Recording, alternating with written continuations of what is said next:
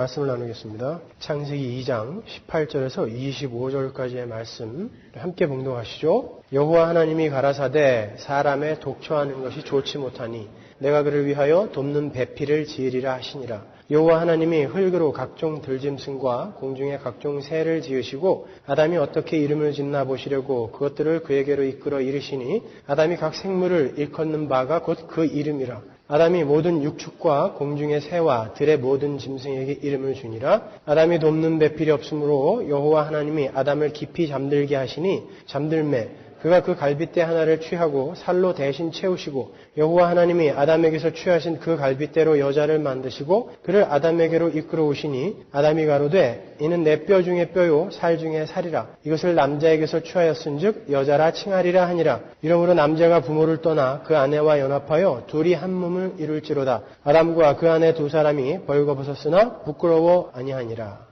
아멘. 우리는 앞서 에덴 동산의 선악과 나무와 생명나무를 공부하면서 그 속에 들어있는 죽음 속에 꼽히게 될 생명, 즉 십자가라는 하나님의 언약을 찾아봤습니다. 그리고 에덴 동산 중앙에서 발원해서 네 갈래로 흐르는 그 강들이 무엇을 상징하고 있는지, 그리고 그 강 주변의 보석들은 무엇을 가리키고 있는지도 함께 공부를 했죠. 잠시 복습할까요? 하나님은 당신의 뜻과 계획에 따라서 천지 만물과 인간을 창조하시고 보시기에 심히 좋은 상태,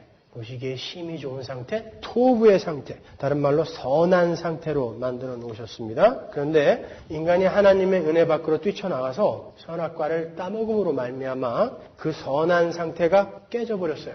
하나님은 인간에게 네가 선악과를 따먹는 날에는, 하나님의 은혜 밖으로 뛰쳐나가는 날에는 정령 죽으리라 하는 그런 경고의 언약을 하셨기 때문에 그 인간들은 반드시 죽어야 돼요. 거기에서 인간은 스스로의 힘으로 절대 생명나무의 실과를 먹을 수 없는 존재라는 것이 폭로됐어요. 그럼에도 불구하고 하나님은 당신의 은혜로 말미암아 생명나무의 실과를 먹을 수 있는 자들을 만드실 것이다라는 구속사 전체의 내용이 에덴 동산의 생명나무와 선악과 나무에 힌트되어져 있었죠. 그리고 그 구속의 이야기는 에덴 동산의 중앙에서 발원하여 에덴 동산 밖에서 넷으로 갈라지고 비로소 이름도 갖게 되는 그 강의 이야기에서 조금 더 구체화되어졌어요. 그죠? 그 강들은 예수 그리스도의 은혜의 십자가 공로로 말미암아 온 세상으로, 사방이라고 그랬죠? 네 강은 온 세상으로 흘러들어서 생명을 소성케 하시는 성령 하나님을 상징하는 거였고 예표하는 거였고, 그 강이 흐르는 곳에 보석들이 즐비하게 놓여 있었던 것은 바로 성령을 받은 하나님의 백성들의 아름답고 화려한 신분을 묘사한 것이라는 것도 우리가 알게 됐습니다. 그러한 일련의 이야기 뒤에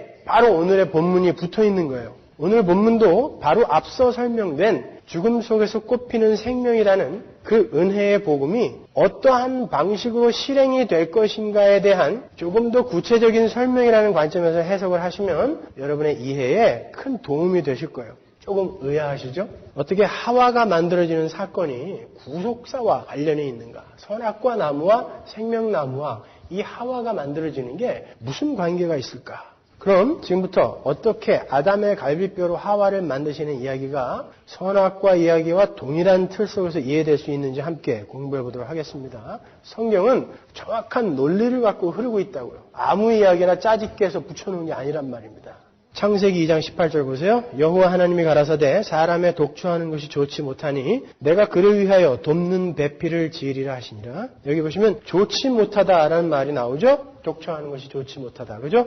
그 말의 히브리 원어는 로토브예요. 토브가 나왔어요. 로는 낫입니다. 그러니까 선하지 못하다라는 뜻이에요. 사람이 독초하는 것이 선하지 못하다. 그 토브라는 단어는 보시기에 좋았더라 해서 처음 쓰였다고 그랬잖아요. 그러니까 지금 하나님께서 아담을 위한 돕는 배필을 만들어주시는 사건은 선하지 못하게 되어버리는 어떤 것을 선하게 회복시키는 사건이라는 의미에서 로토브라는 그 단어가 거기에 등장한 거란 말입니다. 하나님께서 인간이 선악과를 먹음으로 말미암아 선이 깨져버린 상태를 로토브, 보시기에 좋지 못하니의 그 상태를 어떠한 방식으로 다시 선하게 만드실 건가, 그 방법을 내용으로 담고 있는 게 바로 하와의 창조인 거예요. 하나님께서 선악과를 따먹으면 정령 죽게 될 것이다. 다른 말로 선이 깨질 것이다 라고 말씀하신 그 언약 바로 다음에 선하지 못하다, 로토브라는 단어가 나온 것을 유념해서 보세요. 그러면 이해가 쉬우실 거예요. 자, 그 후에 구체적으로 이제 3장에서 인간이 뱀의 유혹으로 타락을 하는 사건이 나오고 그 타락을 어떻게 회복시키실 것인가를 언약하시는 3장 15절에 그 유명한 원시 복음이 등장하는 거예요. 같은 이야기가 계속 반복되어지고 있는 것입니다. 먼저 오늘 본문의 내용을 머릿속에서 그림으로 한번 잘 그려보세요. 하나님께서 아담을 만드시고 아담이 홀로 독처하는 것이 좋아 보이지 않으셨다고 그래요. 그래서 하나님께서 아담을 잠들게 하시고 그의 옆구리를 통해 갈비뼈를 하나 뜯어내시죠. 그리고 그 뼈로 여자를 만드세요. 그리고 나서 비로소 안식하시는 것입니다. 남자만 만들고 안식하신 거 아니에요? 그리고는 남자를 여자에게 보내어서 연합시키죠. 둘이 하나로 만들어버린단 말입니다. 인류 최초의 결혼 장면인 거예요. 지금 우리가 그려보았던 그림을 신약에서 한번 찾아보자고요. 성경에서 잠을 잔다라는 것은 육신의 죽음을 의미하죠. 신약에서 자신의 신부의 탄생을 위해 옆구리가 뚫려 죽었던 사람이 있었어요. 그런 신랑이 있었죠. 그런데 그 신랑은 부모를 떠나 아버지를 떠나 신부에게로 내려가서 연합을 하는 유니언 크라이스트, 연합을 하는 신랑입니다. 누구죠? 예수 그리스도인 것입니다. 신부인 교회를 탄생케 하기 위해서 하나님 아버지를 떠나서 이 땅에 내려오셔서 자신의 죽음을 통하여 옆구리에서 물과 피를 모두 쏟으시고 자기의 신부와 연합하신 분 예수 그리스도를 예표하고 있는 거예요. 잘 생각해 보세요. 아담이 부모가 있었습니까? 없었죠. 그런데 왜 하나님이 아담 보고 부모를 떠나 여자와 한 몸이 될 것이다 라고 이야기를 할까요? 무언가 예표하고 있는 거란 말입니다. 그것은 뭘 상징하는 걸까요? 하나님 아버지, 부모를 떠나 이 땅에 내려오셔서 교회인 신부, 우리와 함께 연합하게 되는 예수 그리스도를 여기에서 지금 먼저 예표하고 있는 거란 말입니다. 이렇게 잠자는 신랑 아담으로부터 신부인 여자를 만들어내신 오늘 본문의 이야기는 하나님께서 선악과를 따먹고 선악을 알게 되어 참된 선을 깨버림으로 보시기에 좋지 못한 상태로 만들어버린 로토브의 상태로 만들어버린 인간들을 예수 그리스도의 죽으심을 통하여 다시 보시기에 좋은 토브의 상태로 만드실 것이라는 걸 그림으로 보여주는 이야기인 거예요. 증거를 대드릴게요. 우리가 지난 수요 성경 공부 때에도 살펴봤지만 하나님은 많은 곳에서 당신을 우리의 남편이라고 표현을 하세요. 수요 성경 공부를 빠지면 여러분 주일 설교를 이해할 수 없고 주일 설교를 빠지면 수요 성경 공부를 이해할 수 없어요. 제가 창세기하고 요한복음을 의도적으로 같이 시작한 건 같이 맞물려서 가려고 시작한 거란 말입니다. 여러분. 빠지지 말고 오세요. 예레미야 3장 14절 보세요. 나 여호와가 말하노라 배역한 자식들아 돌아오라 나는 너희 남편임이니라. 그죠? 이사야서 54장 5절 이는 너를 지으신 자는 내 남편이시라. 마태복음 9장 15절 예수께서 저희에게 이르시되 혼인집 손님들이 신랑과 함께 있을 동안에 슬퍼할 수 있느뇨? 그러나 신랑을 빼앗길 날이 이르리니 그때는 금식할 것이니라. 고린도후서 11장 2절 내가 하나님의 열심으로 너희를 위하여 열심 내노니 내가 너희를 정결한 처녀로 한 남편인 그리스도께 드리려고 중매함이로다. 그죠? 하나님께서는 인간이 타락을 하고 하나님을 떠나버려서 선이 깨진 상태를 아담이 독처하시는 것으로 묘사를 한 거고요. 그 깨져버린 선을 회복하는 방법으로 당신 자신의 죽음을 택하셨다라는 것을 잠자는 아담의 갈비뼈로 신부가 탄생하는 장면으로 창세기에서 이미 보여주고 계시는 거예요. 따라서 오늘 본문의 아담은 예수 그리스도를 예표하는 거고 하와는 교회를 예표하고 있는 거예요. 에베소서에서 확인 도장을 찍어주죠. 에베소서 5장 31절 이러므로 사람이 부모를 떠나 그 아내와 합하여 그 둘이 한 육체가 될지니 창세기의 언어가 그대로 나오고 있어요. 그게 뭐라고요? 이 비밀이 크도다 내가 그리스도와 교회에 대하여 말하노라. 그죠? 창세기의 지금 그 이야기는 교회와 예수 그리스도의 이야기라는 게 확실해졌죠. 그죠? 우리가 여기서 아울러 알아둘 것은 교회인 여자는 절대로 자신의 요구나 노력으로 태어나지 않았다라는 사실이에요. 하와가 나 좀 만들어주세요 그랬나요? 하와가 무슨 노력을 했습니까? 하나님의 뜻과 계획에 따라 그냥 무에서 유로 창조가 된 거예요. 교회가 바로 그런 것입니다, 여러분. 우리가 이 하와의 창조의 이야기가 교회의 탄생을 예표하고 있다는 것을 인정한다면 구원에 있어서 절대 인간 측에서의 선택이나 공로를 내세울 수 없다는 것을 우리는 알 수 있는 거예요. 그렇지 않습니까? 하와는 없었던 존재라니까요. 그런 존재에게 하나님이 찾아가셔서 만들어내신 거예요. 교회가 바로 여러분이 그렇게 탄생이 된 것입니다. 그러니까 알메니안주의나 웨슬리안 티올로지 같은 것은 아주 엉터리 교리인 거예요. 이렇게 창세기 2장의 내용은 예수 그리스도로 말미암아 하나님의 생명을 받아서 영원한 생명을 누리며 살게 될 교회를 향한 하나님의 의지와 언약이 조금씩 더 구체적이며 점층적으로 설명되어지고 있는 거예요. 이 장에서는 간략하게 3단계로 점층법을 쓰고 있는데 그 첫 번째가 하나님은 인간을 만드시고 다른 짐승과는 달리 생기를 불어 넣으시죠. 그럼으로써 하나님의 백성은 생기를 받지 못한 짐승들과는 다른 존재, 구별된 존재라는 것을 힌트하시는 거고요. 조금 더 점진적으로 어떻게 설명하시냐면 두 번째로 에덴 동산에 생명나무를 두심으로 해서 하나님의 백성은 하나님의 생명인 생명나무의 실과를 먹게 될 것임을 힌트하는 거고요. 세 번째로 오늘 본문에 나오는 아담에게서 하와가 나오게 하신 후에 결혼을 시킴으로 해서 하나님의 신부인 교회는 다른 짐승들과는 달리 하나님의 생명을 받아 하나님과 연합되어져 살아가게 될 것임을 힌트하는 거예요. 예수 그리스도의 십자가라는 그 은혜의 복음이 조금씩 밝게 설명되어져 있는 거예요. 성경은 전체가 바로 그 은혜의 복음을 점층적으로 반복하여 설명하고 있는 거예요. 그렇게 점점 밝아지는 계시가 어디에서 완성이 되는가? 계시록 21장 2절이죠. 볼까요? 또 내가 보매 거룩한 성 새 예루살렘이 하나님께로부터 하늘에서 내려오니 거룩한 성 새 예루살렘이 뭐라고 했어요? 교회. 그죠? 계시록 공부 안 하신 분들은 계시록 테이프를 다 들으셔야 됩니다. 그 교회가 하나님께로부터 내려오는데 그 예비한 것이 신부가 남편을 위하여 단장한 것 같더라. 바로 이 이야기의 출발이 창세기인 것입니다. 여기에서 이렇게 완성이 되는 거예요. 성경에는 교회를 상징하는 신부들을 등장시켜서 교회의 정체성에 대해서 여러 번 반복해서 설명해 주세요. 예를 들어서 이삭의 아내 리브가는요, 교회가 어떻게 그리스도에게 드려지는가를 상징하고 있는 거고요. 요셉이 아스낫과 결혼한 일과 그가 애굽에서 얻은 아들들이 야곱에게 속하죠. 그것은 교회가 어떻게 세상에서 선택받아서 어떻게 하나님께 속하게 되는가를 보여주는 거예요. 또 출애굽기에 나오는 모세의 아내 십보라는요, 광야에서 모세와 결혼하죠. 그래서 교회는 광야교회, 이 땅의 교회는 광야교회라는 것을 상징하고 있는 거고요. 여호수아서에 나오는 갈렙의 딸 압사가 온니엘에게 출가한 후에 아버지로부터 윗셈과 아랫셈을 얻은 것, 유업으로 얻잖아요. 그것은 유업을 받는 교회에 대해서 보여주는 거예요. 또 룻기에 나오는 룻이 보아스에 의해서 대가를 치르고 결혼하잖아요. 룻이라는 신부가. 그것은 값으로 사서 부속되는 교회를 보여주는 거고요. 사무엘상에 나오는 아비가일과 다윗의 결혼은 군대로서 싸우는 교회를 보여주는 거예요.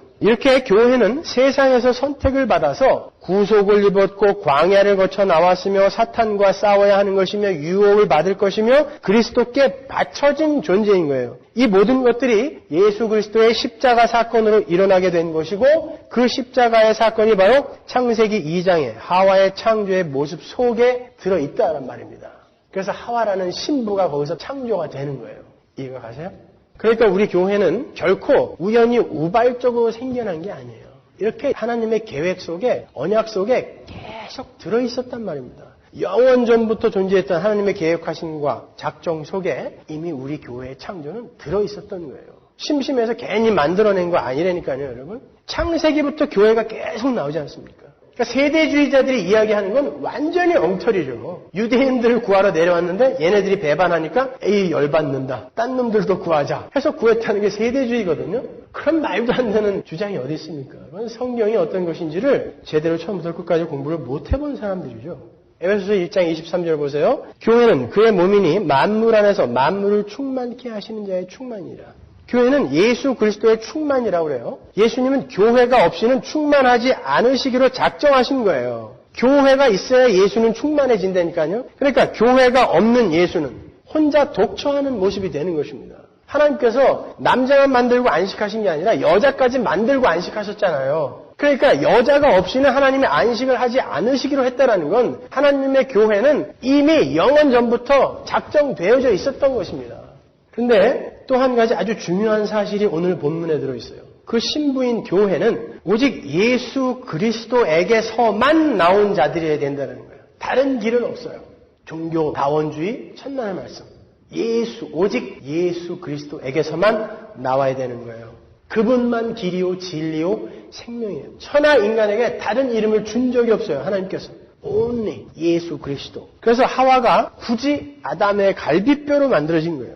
다른 재료들도 많은데 하나님이 무슨 심통으로 괜히 자고 있는 애 옆구리를 뚫어갖고 내장을 해치고 갈비를 뽑아냅니까? 다른 재료도 많은데 그런 의미가 있는 거예요. 그것은 바로 예수 그리스도와 교회의 탄생이 어떠할 것인지를 미리 보여주는 거예요.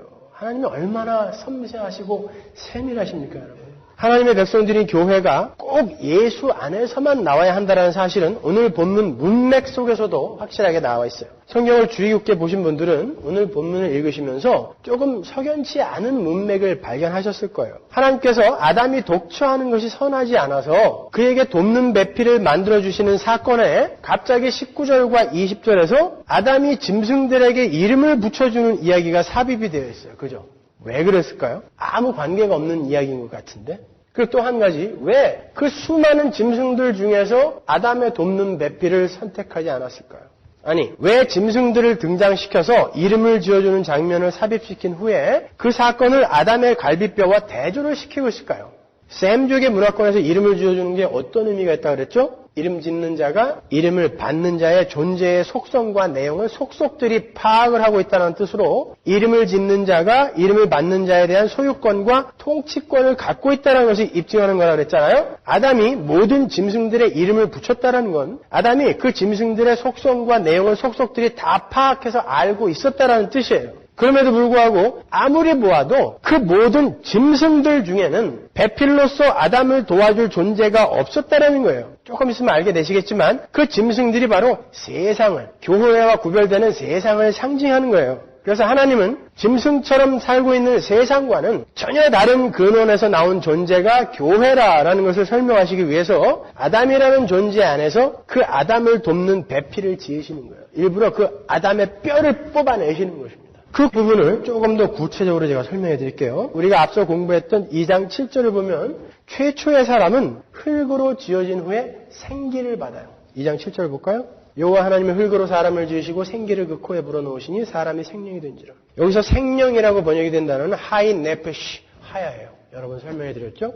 살아있는 하야죠. 산 존재, 하인 네페시. 살아있는 산 존재라는 의미예요. 그런데 하인 네페시라는 단어가 오늘 본문인 19절에도 똑같이 등장합니다. 여호와 하나님이 흙으로 각종 들짐승과 공중의 각종 새를 지으시고 들짐승과 각종 새들도 전부 흙으로 지어진 거예요. 아담이 어떻게 이름을 짓나 보시려고 그것들을 그에게로 이끌어 이르시니 아담이 각 생물을 일컫는 바가 곧 그 이름이라. 여기서 각 생물이라고 번역이 된 단어가 하인 네페시예요. 그 각 생물들 역시 흙으로 지어졌지만 하나님께서 그들에게는 생기라는 것을 불어넣지 않으셨어요. 그래서 짐승들은 하인 네페시 하야가 아니라 그냥 하인 네페시예요. 반면에 생기를 부여받은 인간은 하인 네페시 하야 살아있는 산 존재가 된 거예요. 짐승은 그냥 산 존재인데 인간만 살아있는 산 존재가 된 거예요. 최초의 인간만. 그렇다면 인간에게만 부어진 그 생기는 무엇일까요?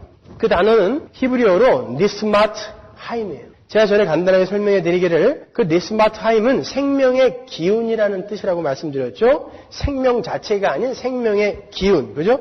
그 단어는 생명을 의미하는 하임이라는 단어와 휙하고 불어오는 바람이나 호흡을 의미하는 네사마라는 단어의 합성어예요. 그래서 생명 자체는 아니지만 그 생명의 기운을 나타낼 때 쓰는 단어란 말이에요. 그러면 그 니스마트 하임, 생기는 무엇에 쓰이는 것일까요?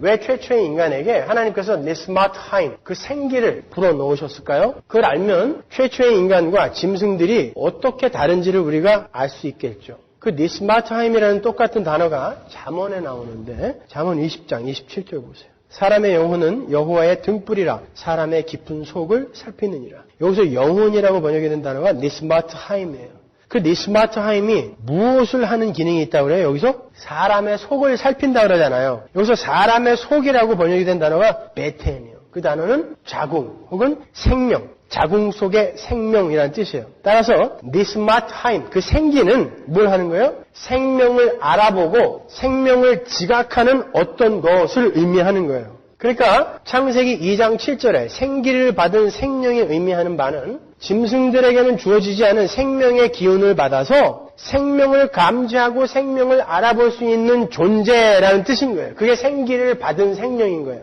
그럼 쉽게 말해서 성령 아닙니까? 아닙니다. 성령은 아니에요. 에스겔서에 나오는 마른 뼈들에게 들어간 생기는 성령 맞아요. 똑같은 생기인데 거기서는 루아흐라는 단어가 쓰였어요. 그게 성령이거든요. 근데 오늘 본문에서는 루아흐라는 단어가 안 써있다고요. 에스겔서에 쓰인 그 루아흐라는 단어는 창세기 1장 2절에 나오는 하나님의 신, 루아흐, 그 단어와 똑같은 단어예요. 그러니까 그건 성령이 맞아요. 그러나 창세기 2장 7절에서의 그 생기는 니스마트 하임이란 말이죠. 좀 더 확실한 증거는 70인역과 신약 성경도 첫사람 아담을 성령의 사람으로 부르지 않는다는 것입니다. 구약 성경의 헬라어 번역본인 70인역 LXX는요. 그 창세기 2장 7절에 생명이라는 단어를 헬라어 푸시켄 조산으로 번역을 하는데 그 푸시켄 조산이라는 단어는 헬라어의 성령을 의미하는 푸뉴마라는 단어와 완전히 다른 단어란 말이에요. 사도 바울이 그 창세기 2장 7절에 그 생명이라는 단어를 고린도전서 15장에서 끌어다가 쓰는데 산영이라고 옮겨다 쓰는데 거기에서도 푸뉴마라고 쓰지 않고 푸시켄 조산이라고 쓴단 말이에요. 고린도전서 15장 45절 보세요. 기록된 바 첫사람 아담은 산영이 되었다 함과 같이 마지막 아담은 살려주는 영이 되었나니. 바울이 첫사람 아담을 묘사하는 단어로 푸시켄 조산이라는 70인역의 번역을 따랐다는 것은 첫사람 아담은 성령을 받아서 영원히 살 수 있는 존재가 아니라 living being, 킹 제임스 버전이 잘 번역했는데 living being, 그저 살아서 생명이 무엇인지 감지하고 알아볼 수 있는 존재였지만 생명나무의 실과인 살려주는 영, 예수 그리스도에 의해 거듭나지 못하면 영생을 소유한 자로 살아남을 수 없는 존재였음을 보여주는 거예요. 그러니까 아담은 영생하도록 성령을 받은 자가 아니라 단지 생명의 기운을 받아서 생명을 알아보고 지각하고 추구할 수 있는 존재였다는 거예요. 그러니까 아담은 하나님의 최종 목표가 아니었다는 것을 우리는 여기서도 알 수 있는 것입니다. 그 아담이 하나님의 최종 목표물이었는데 아담이 죄를 짓는 바람에 급히 다른 계획을 세운 게 아니라 하나님은 아담을 지을 때부터 이 아담이 최종 목적이 아니었단 말입니다. 생명의 기운을 받은 이 아담에서 진짜 생명인 하나님, 성령을 받은 하나님의 교회를 어떻게 만들어낼 것인가를 차츰차츰 보여주는 게 하나님의 계획이었다니까요. 그런데 인간이 타락을 함으로 하나님의 은혜가 떠나자 그 생명의 기운마저도 잃어버렸어요. 그래서 모든 인간들은 생명의 주관자이시며 생명의 근원이신 하나님을 알아볼 수 없는 자들이 된 거예요. 우리 지난주 수요일날 살펴봤죠. 다 못 알아보더라 그러잖아요. 왜 그렇다고요? 생명의 기운, 그것이 떠나가 버렸단 말입니다. 생명의 기운이 떠난 인간은 뭐예요? 하인 네페시, 그냥 짐승인 것입니다. 그런 질문이 드시죠? 그럴 거면 뭐하러 줬어? 하나님은 그렇게 생명을 알아보고 지각하고 추구할 수 있는 생명의 기운, 니스마트하임을 인간에게 주심으로 그럼에도 불구하고 생명을 차버린 인간에게 죄책을 물으실 수 있는 근거를 마련한 거예요. 우리에게는 그 생명의 기운이 있었기 때문에 선악과를 따먹는 선택을 한 것에 대해서 우리는 우리의 책임을 하나님께 떠넘길 수가 없게 되어버린 것입니다. 그래서 하나님은 우리 인간들에게 니스마트하임, 생기를 부어주신 것이고 그 안에 어떠한 언약이 들어있냐면은 이제 타락하여 죄를 지은 그 인간들 중에 하나님이 택하신 어떤 백성들에게 이제 생명의 기운 정도가 아닌 생명이신 하나님, 성령 하나님을 부어서 그들을 아예 생명으로 만들어버리시겠다라는 언약이 창세기부터 기록되어 있는 것입니다. 그게 저녁이 되며 아침이 되니인 것입니다. 언약에서 출발하여 실체로 완성이 되는 것. 그러니까 성경이 말하는 바는 첫사람 아담은 생기, 니스마트하임, 그 생명을 알아볼 수 있고 감지할 수 있는 기운을 받아서 생명을 알아볼 수 있고 감지할 수 있고 추구할 수 있는 존재였고 나머지는 짐승들은 생명이 무엇인지 알아볼 수도 없고 감지할 수도 없고 그 생명을 추구할 수도 없는 존재들이었다라는 것을 비교해 주는 거예요. 그래서 짐승들을 전부 등장시켜놓고 아담의 갈비뼈를 등장시킨 것입니다. 이 생기를 잃어버린 짐승들에게서는 그들이 하는 어떤 노력과 행위, 그들의 조건 이런 거는 하나님의 신부인 교회가 탄생되는데 아무런 도움이 안 된다는 걸 보여주는 거예요. 그들은 오직 예수 그리스도 안에서만 하나님의 신부가 될 수 있다는 걸 보여주기 위해 아담의 갈비뼈로 만드시는 것입니다. 살아있는 사람과 짐승의 차이를 아시겠죠? 왜 성경이 예수 그리스도를 말미암게 될 교회의 탄생을 예표하는 하와의 그 창조 사이에 갑자기 짐승들을 등장시키고 아담이 그 짐승들의 이름을 짓는 장면을 삽입시켜 놓는지 이제 아시겠죠? 예수 그리스도의 신부인 교회는 하나님을 알아볼 수도 없고 그분이 주시는 생명을 추구할 수도 없는 짐승 같은 그 세상과는 완전히 다른 예수 그리스도 안에서 하나님을 알아보고 하나님이 주시는 생명을 추구하며 땅에서 눈을 들어 하늘을 바라보는 자들이라는 것을 미리 거기서 보여주고 있는 것입니다. 우리 교회는 예수 그리스도로 말미암아 새롭게 탄생된 사람들이기 때문에 그런 짐승들하고는 달라야죠. 우리는 하나님을 알아보고 하나님의 생명을 지각할 수 있는 자들이 됐어요. 아니 예수 그리스도가 우리의 남편이 되셔서 우리와 연합해 버리셨어요. 그래서 예수 그리스도와 내가 감히 동등한 위치에 올라서게 됐습니다. 여러분. 그게 신비인 것입니다. 이게 안 기쁘세요? 천지를 창조하신 예수와 우리가 동등한 신분이 됐다니까요. 본문 18절에 여자를 가리켜 돕는 매필이라고 이야기하잖아요. 에제를 크나그토라는 그 단어는 그에 상응하는 도움 혹은 그에 상응하는 돕는 자라는 뜻이에요. 언어의 뜻이. 그 말은 하나님께서 교회를 하나님의 아들이신 예수 그리스도에 상응하는 존재로 보아주시겠다는 말인 거예요.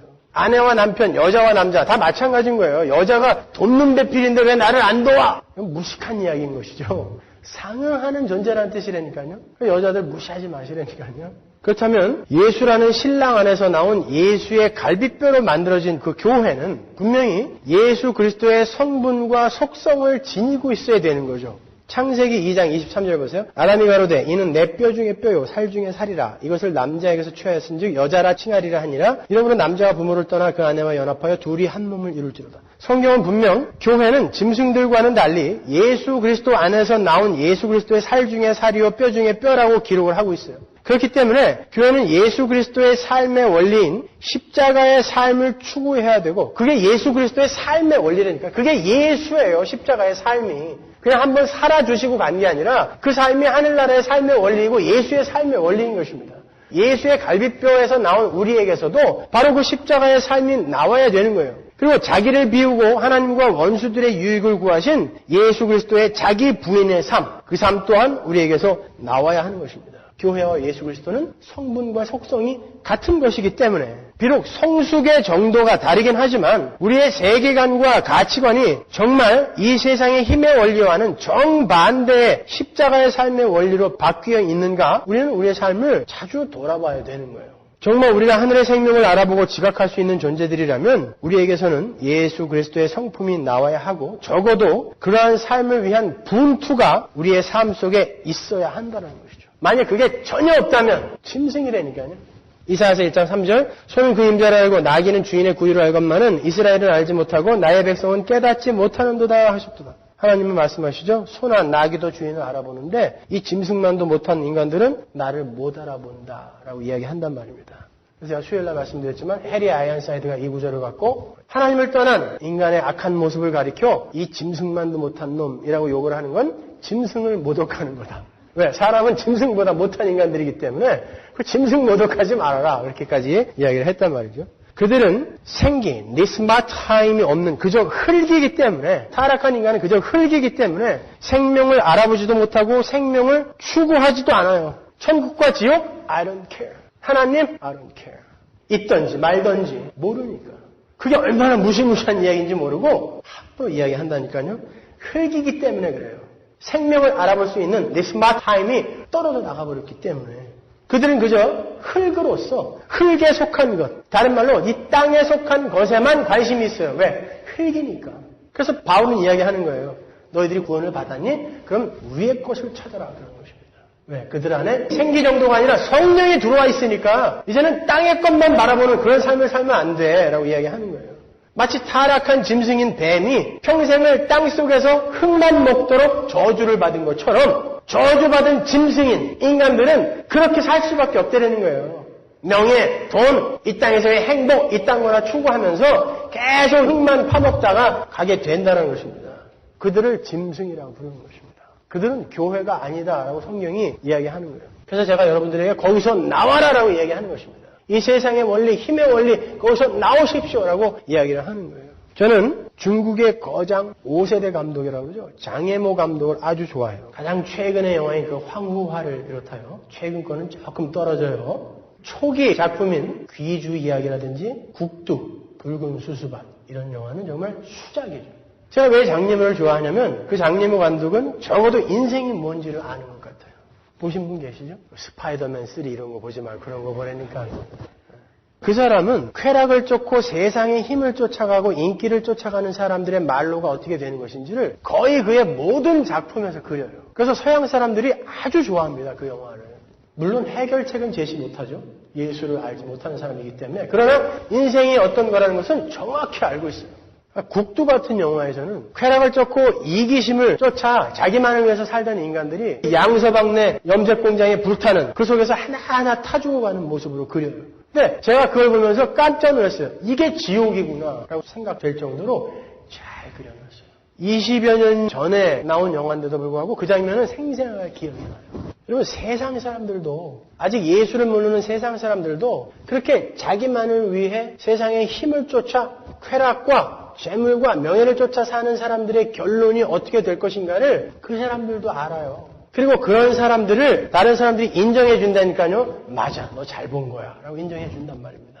근데 우리는 생명을 알고 생명을 인식하고 추구하는 존재라면서요. 근데 어떻게 그 사람들보다 못하게 산다면 우리가 어찌 짐승이 아니라 말할 수 있겠습니까, 여러분? 우리는 이렇게 최초의 결혼이 무엇을 의미하고 있다는 것을 배웠어요. 그렇다면 이제 하나님께서 우리에게 허락하신 결혼이라는 것을 우리는 어떻게 이해하며 어떠한 삶으로 그 생활을 채워야 하는지가 이제 자명하게 드러나죠. 하나님은 천국에 있지도 않은 그 결혼이라는 제도를 이 땅에서만 우리에게 주심으로 그 속에서 예수 그리스도의 십자가의 필연성과 하나님의 무한하신 은혜를 체험하며 예수 그리스도의 신부로서의 삶을 잘 훈련하고 오라고 우리에게 결혼이라는 것을 허락하신 거예요. 고린도전서 6장 20절 보세요. 값으로 산 것이 되었으니 그런즉 너희 몸으로 하나님께 영광을 돌리라. 제가 시간이 없어서 마지막 구절만 읽었는데 사도 바울이 고린도전서 6장에서 음행에 대한 경고를 하고 마지막 결론으로 던지는 것이 음행으로 몸을 더럽히지 말고 하나님께 영광을 돌리라예요. 그러니까 그 말은 결혼 생활의 궁극적인 목적은 하나님께 영광이라는 거예요. 지금 고린도전서 6장은 교회는 그리스도의 신부로서 세상을 사랑하는 음행을 저질러서는 안 된다라는 경고를 하고 있는 거예요. 우리는 결혼 생활을 통해서 바로 그 일을 하는 거예요. 세상을 사랑하지 않고 하나님께만 영광이 되는 삶을 두 사람이 구현해내기를 힘쓰는 것이죠. 그게 결혼인 것입니다. 남자는 자기에게 주어진 아내를 신랑이신 예수께서 그렇게 하셨듯이 목숨을 걸고 사랑하는 거예요. 옆구리가 뚫리고 갈비뼈가 떨어져 나가도 내 신부가 예수 그리스도의 전결한 신부로 완성되어져 간다면 각오하는 것입니다. 여자는 하나님께 순종하며 전적으로 하나님의 삶을 의뢰하고 의존해야 하는 교회의 삶을 그 가정 속에서 살아야 되는 거예요. 잘못하면 남편과 아내의 역할을 지배와 피지배의 관계로 오해하실 수 있어요. 아니에요. 잘 생각해 보십시오. 아내의 유익을 위해 자기의 목숨까지도 내어주는 신랑의 삶을 한마디로 요약하면 무슨 삶이에요? 십자가잖아요. 그러면 신랑에게 전적으로 순종하며 내 뜻과 고집을 죽이고 신랑의 뜻에 순종하며 전적으로 그에게 의존하는 신부의 삶은 뭐예요? 십자가인 것입니다. 똑같은 거예요. 우리는 그렇게 결혼 생활을 통해서 남편은 예수의 역할에 충실하고 아내는 교회의 역할에 충실하면서 모두가 공히 참 신랑이신 예수 그리스도에게 순종하며 복종하는 예수 그리스도의 신부로 지어져 가게 되는 거예요. 그렇게 예수 그리스도의 신부로 지어져 가는 남편과 아내의 삶 속에서 예수 그리스도의 성품인 사랑과 온유와 인내와 절제 같은 것이 나오죠. 그걸 뭐라 그런다 그랬어요? 하나님의 영광이라고 하지 않았습니까? 결혼 생활이라는 것이 바로 그러한 이유에서 우리에게 주어진 것이기 때문에 니들끼리 만나서 잘 먹고 잘 살고 천년만년 벽에 모칠할 때까지 살고 와라 이렇게 해서 주신 게 결혼이 아니라 하나님의 영광을 드러내는 것으로 우리에게 주어진 것이기 때문에 여러분이 사랑과 인내와 용서와 온유와 절제와 같은 그런 예수 그리스도의 성품을 드러낼 수 있도록 여러분의 배우자가 전부 그렇게 성인군자가 아니고 조금 모자라거나 답답하거나 표독스럽거나 포악한 것입니다. 생각해 보세요. 여러분이 하나님의 영광을 가정에서 드러내려면 여러분이 하나님의 성품인 사랑과 온유와 절제와 인내 같은 것을 드러내야 되는데 여러분의 배우자가 요만큼도 나무랄 데가 없는 그런 완벽한 인간이라면 그 가정에서 어떻게 사랑이 나오고 인내가 나오고 용서가 나옵니까? 그 가정에 왼수가 있어야 사랑이 나올 거 아니에요. 그 상대방으로 말미암아 내가 고통을 받아야 인내가 나올 거 아닙니까? 그거 만들어가라고 하나님이 우리에게 가정 주신 거라니까요. 니들끼리 잘 먹고 잘 살다가 와. 그거 아니란 말입니다. 그래서 우리 청년들에게 가끔 그러죠. 너무 좋은 사람하고 결혼하는 거 그거 별로 바람직한 거 아니다. 그리스도인은 그 가운데에서 고난이 무엇인지를 아는 거고 죄가 무엇인지를 아는 거고 은혜가 무엇인지를 배워가는 것입니다. 가정에서. 그래서 이를 악물고 살아내는 거예요. 가정은. 남편은 결혼 생활을 통해서 자기 목숨은커녕 물 한 바가지 떠다주는 것도 귀찮아하는, 재떨이 하나 자기의 손으로 가져오기 귀찮아하는 그 모습을 보면서 야, 나에게 예수가 없었으면 어떡할 뻔했냐, 정말 큰일 날 뻔했다라고 은혜 뒤로 숨는 것입니다. 여자는 목숨을 걸고 순종하기는커녕 자기 뜻에 안 따라주면 언제든지 남편의 얼굴에 오선지를 그을 수 있는 자신의 모습을 보면서 예수가 없었으면 나 정말 큰일 날 뻔했구나 라고 십자가 뒤로 숨는 것입니다. 그렇게 순간순간 예수 그리스도의 은혜 뒤로 이렇게 숨다 보면 우리는 그 은혜가 너무 감사해서, 그럼에도 불구하고 나를 용서해 주신 그 은혜가 너무 감사해서 아내를 위하여 목숨을 바치는 남편으로, 남편에게 목숨 걸고 순종하는 아내로 지어져 가는 거예요. 그걸 거룩이라고 하고, 그걸 하나님의 영광을 드러내는 삶이라 하고, 그걸 그리스도의 신부로 성숙되어져 가는 삶이라고 부르는 것입니다. 바로 이것이 부부가 그들의 관계 속에서 지향해야 할 목표 지점인데, 다른 것들에 자꾸 관심을 두니까 평생을 살아도 왼수로 사는 거예요. 이거 한국에서 그 유명한 여론조사 기관에서 30대, 40대 기혼 여성에게 당신에게 만약 007 같은 살인 면허가 주어지면 누구를 제일 먼저 죽이겠습니까? 라고 질문했어요. 1위가 남편이었어요. 자세 똑바로 앉자고요. 여자들이 무서워요. 언제 마음 먹고 실행할지 몰라요. 왜 그렇습니까? 결혼하기 전에는 전화만 와도 100m 전방에서 슬라이딩해서 받았는데 왜 이 세상에서 가장 죽이고 싶은 사람이 되어버렸어요? 한국의 한 신학교에서 그 신학교 출신 목사님들 1000명을 대상으로 만약 당신이 다시 결혼을 할 수 있으면 지금의 사모와 결혼하시겠습니까? 라는 질문에 90%가 아니에요. 잉크로 진하게. 어떤 사람은 그 옆에다가 골변냐? 이렇게 써놨어요. 시키지도 않으면. 네, 결혼이 뭔지를 모르는 것입니다. 그러니까 나에게 유익이 되지 않으면 언제든지 이걸 잘라버릴 수 있는 거죠. 아니라니까요. 그 상황 속에서 하나님은 내 삶 속에 하나님의 성품을 보고 싶어 하시는 거예요. 여러분, 원래 부부는 우리가 오늘 본문에서 보았듯이 한 몸이어야 돼요. 네가 나고 내가 너인 관계가 바로 부부예요. 부부는 원래 서로를 향해서 내 살 중에 살이요 뼈 중에 뼈라고 그런 진실한 고백을 할 수 있었던 존재였단 말입니다. 근데 왜 이 모양이 되었는가? 언제부터 변했어요? 죄가 들어오자 서로에 대해서 핑계를 대기 시작했죠. 죄 때문에 이렇게 된 것입니다. 아담이 하나님한테 뭐라고 그랬어요? 너 왜 따먹었어? 그랬더니 당신이 만들어준 여자 때문에 따먹었습니다. 그래서 하나님의 통치권까지 박살내버린 것입니다. 죄는 그렇게 무서운 거예요. 그 후로 타락한 인간들의 부부관계 속에서는 하나님의 통치권도 상실되었고, 야, 하나님이 나에게 그분의 주권 속에서 이런 가정을 허락하셨구나. 이런 통치권도 없어. 재수 더럽게 없다. 내가 그 많은 사람들 중에 어떻게 너 같은 걸 만났니? 이러면 안 되니까요. 그래서 하나님의 통치권마저도 박살내버린 거예요.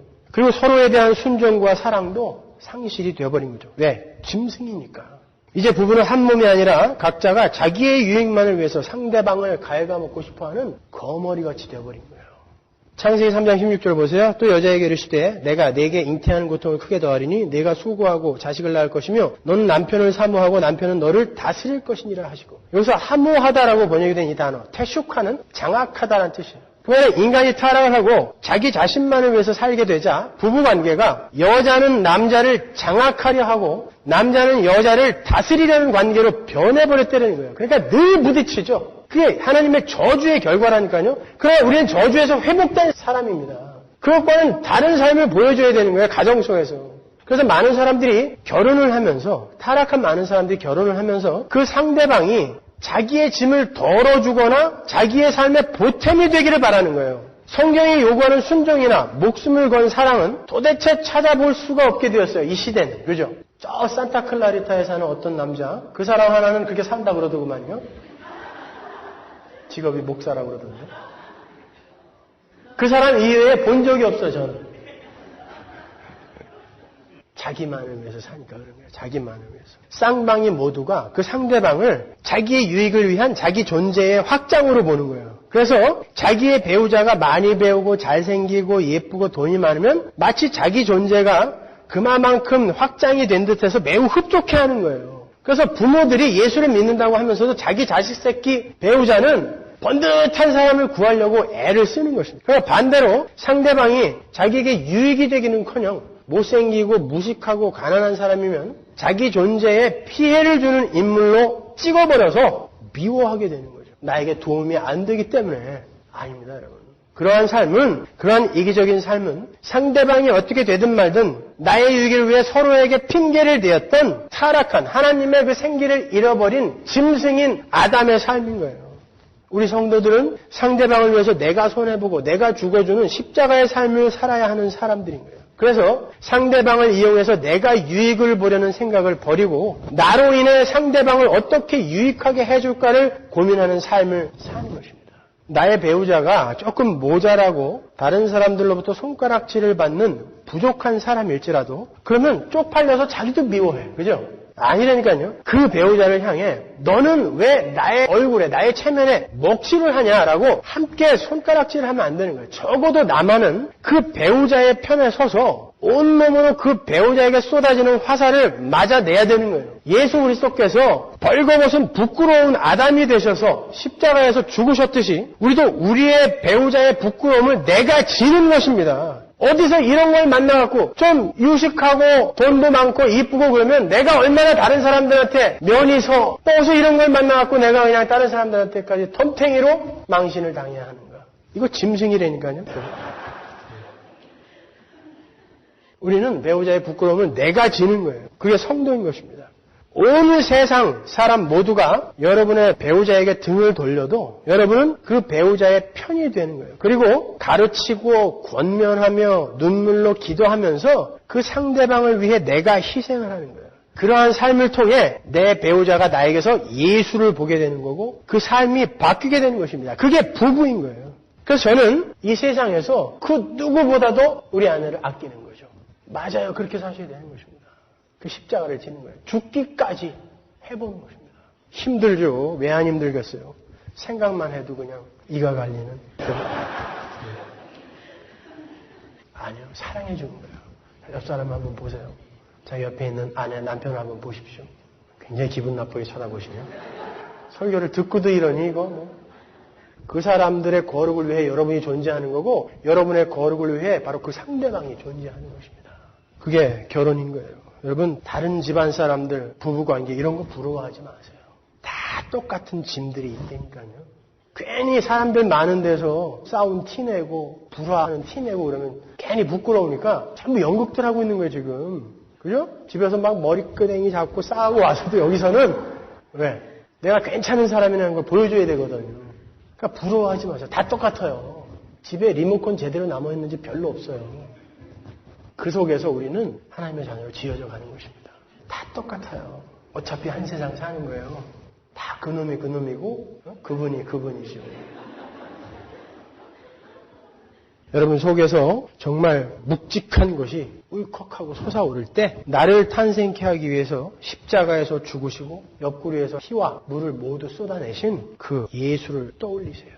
도저히 참을 수 없을 때 나 같은 자를 위해 털 깎는 자 앞에서 잠잠한 어린 양처럼 묵묵히 순환을 당하셨던 우리 주님을 생각하십시오. 그리고 그 주님께서 우리의 신랑이 되셔서 우리가 하루속히 정결한 신부로 완성이 되어 영원한 부부로 살고 싶으셔서 하늘에서 지금 기다리고 계시고 그리고 또 그 일을 위해 우리에게 이런 훈련의 장을 허락하셨다는 것을 기억하세요.